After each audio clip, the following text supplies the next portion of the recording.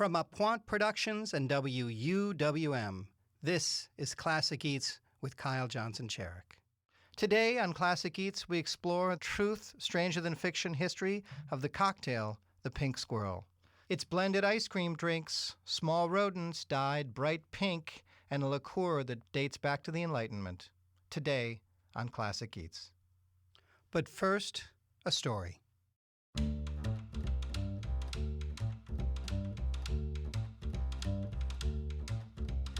It's 1951 and your booze, liqueurs, and macerated herbal concoctions are selling quite well, thank you. Though the last decade was ever more tricky as Europe fell beneath the pall of the Nazis' boot, it was reborn and helped back on its feet by the Americans across the sea. Speaking of the Americans, they just can't get enough of their post-war everything. The young men and women that were not taken by the war all came back to a country better than the way they left it. With money in their pockets, homes sprouting across the ample land, and the new American leisure class on a tear, let's show these new drinkers how to drink is the rally call from your austere, ancient, by American standards, Dutch distillery floors.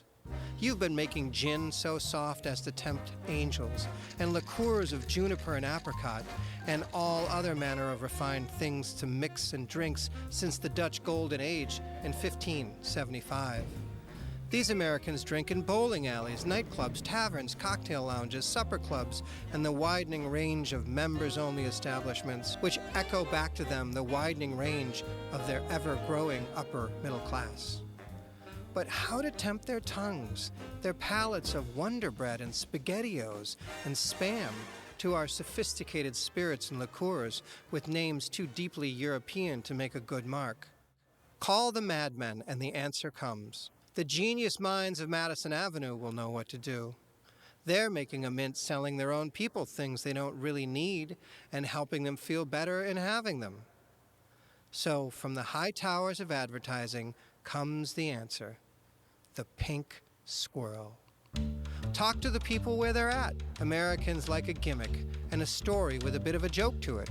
We're all in a good mood over here, and having made the world safer for democracy, why shouldn't we be? Take your Bowls Dutch Distillery's creme de noix, an integral part of the cocktail, the Pink Squirrel. Make it so memorable for the American drinking market, they could never forget it. We'll dress up a pretty girl and partner her with a real live squirrel.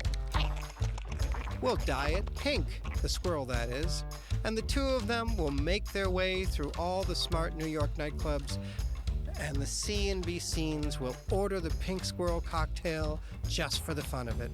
It'll be a national trend, and they will come back for more.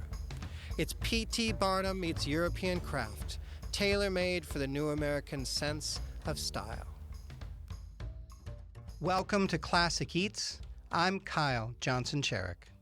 This is a show about culinary history, why we eat what we eat, the people, the places, the scenes and situations that set the course for the way we dine. Each show, we pick a thing, a person, a drink, a movement, or an object that made its mark on what we call food. Today, my guest is Amanda Schuster, cocktail expert and the author of 3 books on the art of the cocktail. So, Amanda Schuster, how would you describe yourself? I am a freelance writer and author based in Brooklyn, New York. I've been on the cocktail scene since the early 2000s, having gotten there from the retail side when I was the spirits buyer at Astor Wines and then at Morel. And then I physically saw the economy shift while I was seeing everybody being fired at Lehman Brothers from my office across the street, and knew that I needed to redirect my talents. And so I spent a couple years doing that and finally made it. And you have 2 books. 2 books? 3 books? 4 books? How many 3. books do you have? I have 3. There's 3 books. That's right, 3 books. I asked you on today not to talk about New York cocktails, but to talk about one very specific cocktail entrepot in the world of American cocktails, and that is Bryant's, which happens to be located in Milwaukee, Wisconsin, which is where we produce this. But what does Bryant's mean in American cocktail culture, history, just anything you can share with me on that? Well, so Brian's was while there were cocktail bars for decades before Brian's, it's the first one in the Midwest to open as a new concept. It had been a beer hall, from what I understand. It was an offshoot of the Miller Brewing Mm-hmm. Company. And for whatever reason, and this is a bit murky, and I've been trying to dig about this, and nobody really knows, but they thought, oh, cocktails, other people in the United States drink cocktails. They don't seem to, what if we had an unmet need in Wisconsin and we did that here, but because we're in Dairyland, let's do a lot of ice cream cocktails. Let's have a lot of things that are mixed with ice cream, and people will like that. It's fun. Well, and so you and I've gleaned just from living around here. So when Bryant Sharp first bought the property, you're right. It was a Miller, what we call tied houses, meaning Yeah. the brewery owned the property and they hung their sign outside and they only sold their beer. But Bryant, yeah, took it over. And right, nobody knows why he shifted to cocktails. But I know originally it was cocktails, soup, and classical music that he played on a early gramophone. That sounds amazing. Also a terrible idea from a business standpoint. Why? Why do you say that? And the classical music sounds right? And sort of, I don't know what a tavern was, a wood-paneled corner tavern in Milwaukee was like in the 30s, but I would imagine they weren't playing classical music. So if you want to kind of flout the norm, that's a good way to do it, right? Music is a powerful medium. Sure. So what does Bryant's mean in the history of cocktail lounges, or where does it sit within all of that? There's a big ice cream component to it. Not that all the drinks are made with ice cream, certainly. So tell me about that. Why Bryant's? Why ice cream? Why what have you? I mean, I would imagine the why ice cream part can be answered because of, geographically where it is. I mean, you're in dairy country, and so you're using, part of the local agricultural product. That makes sense. Sure. To Yeah. make drinks. I mean, that makes total sense. Also yummy, and it's, a part of the world where things are a bit more decadent, Yep. I mean, so Yep. and if you can mix booze with ice cream, why not do it? And that could absolutely be a thing. And again, I think it's because these other ways of drinking already existed. Why not do something different and make it a signature To stand out against the crowd. Yeah. So Bryant's opens 33, 34. Did they go right into ice cream drinks right away, or was that a little bit later? And I think of the ice cream drink in American drinking culture as like the sort of post-war, we made the world safe for democracy. Let's all have dessert and booze. But maybe I'm wrong.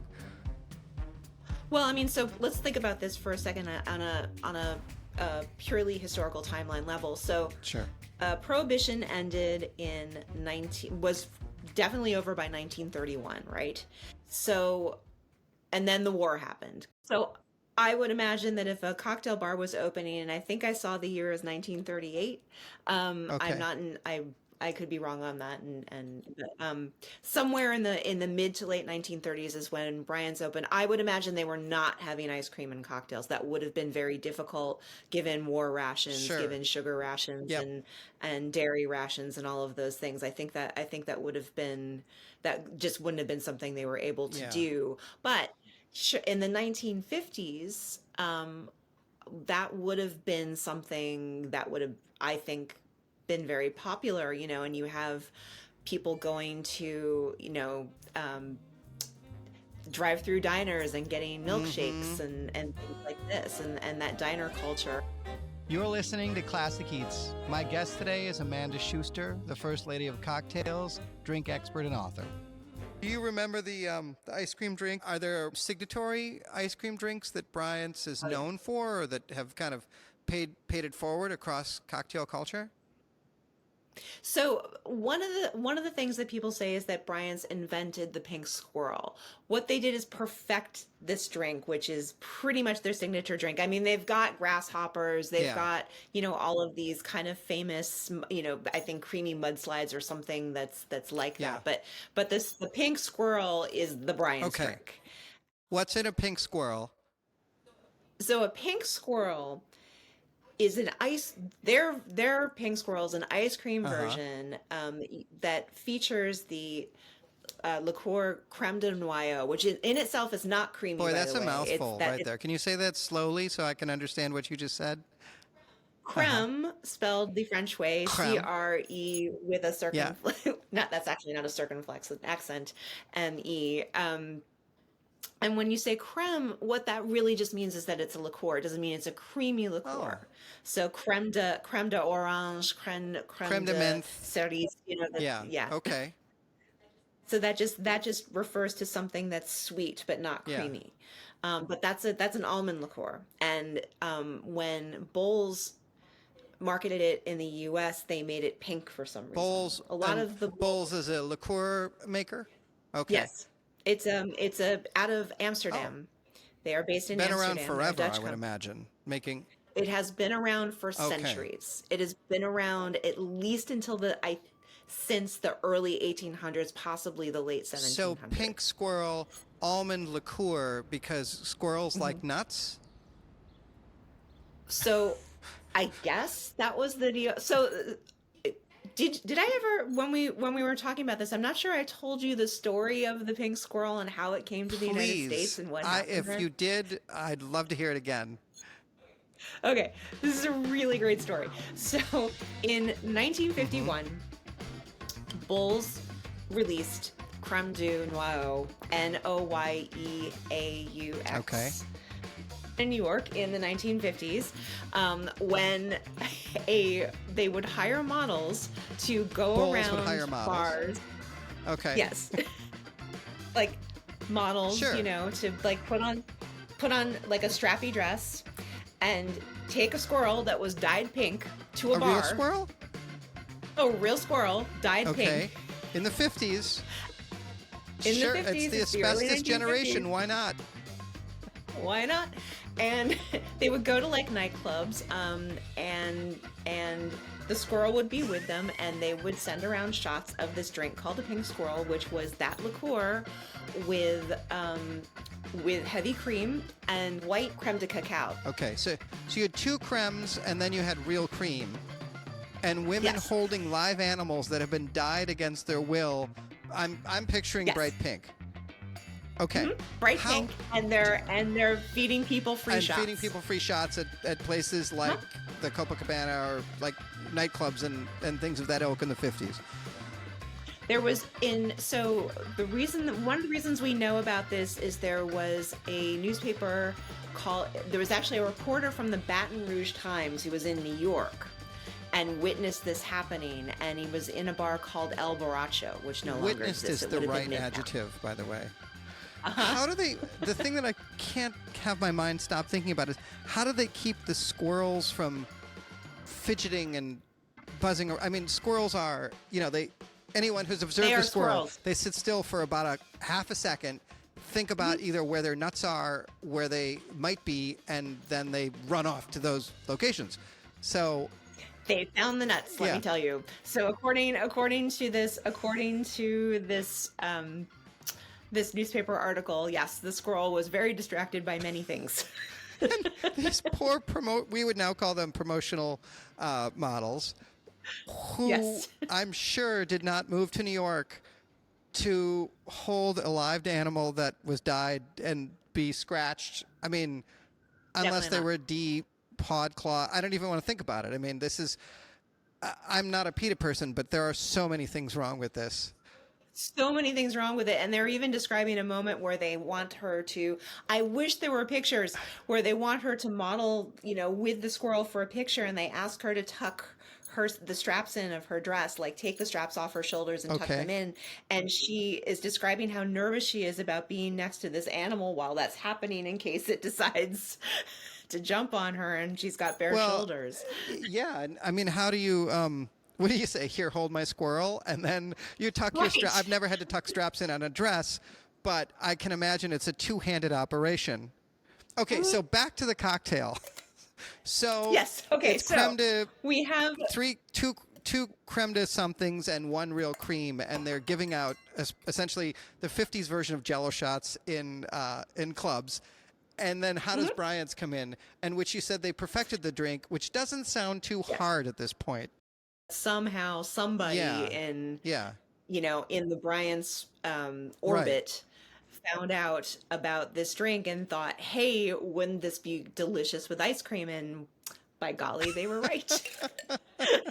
So do you know what the Bryant's improved edition, the version 2.0 that did not involve dyed animals, as far as we know, or danger to promotional models, what is in that drink?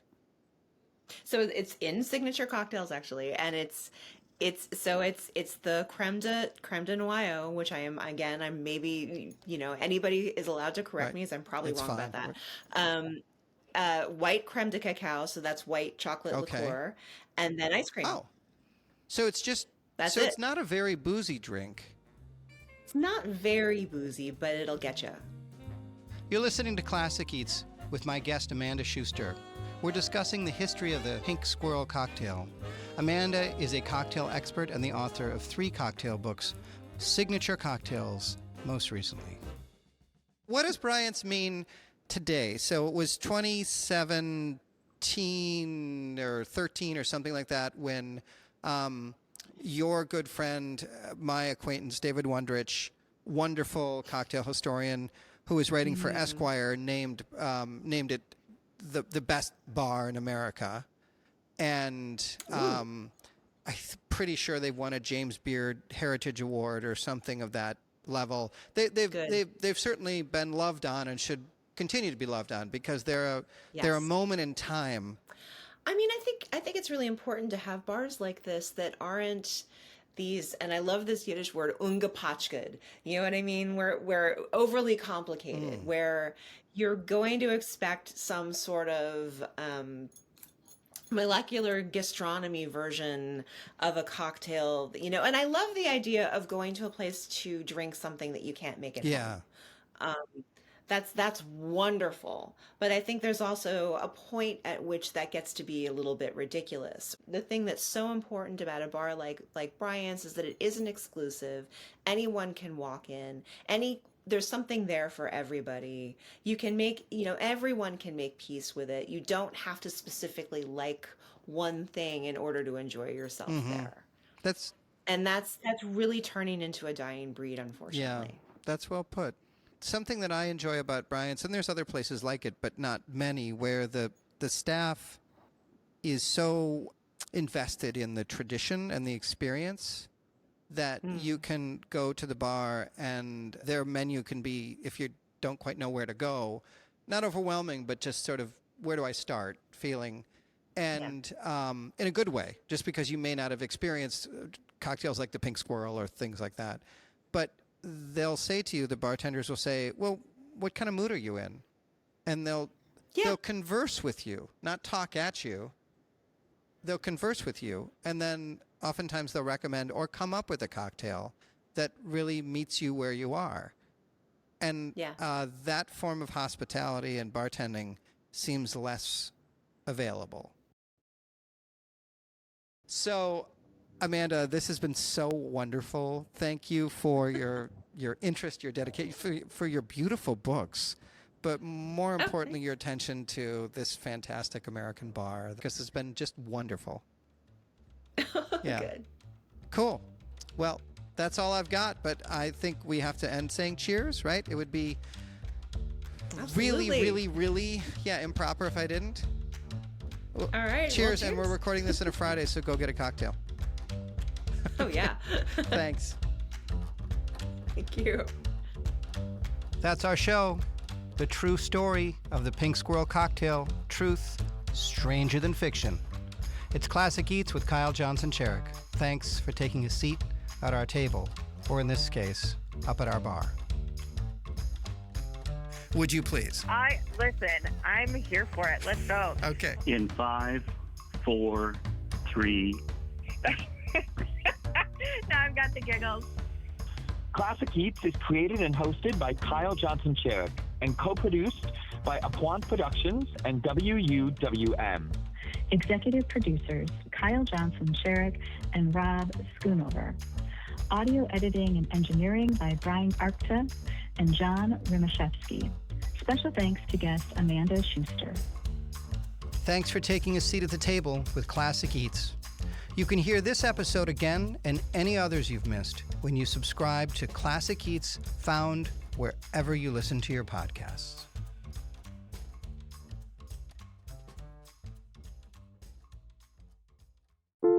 How does AI even work? Where does creativity come from? What's the secret to living longer? TED Radio Hour explores the biggest questions with some of the world's greatest thinkers. They will surprise, challenge, and even change you. Listen to NPR's TED Radio Hour wherever you get your podcasts.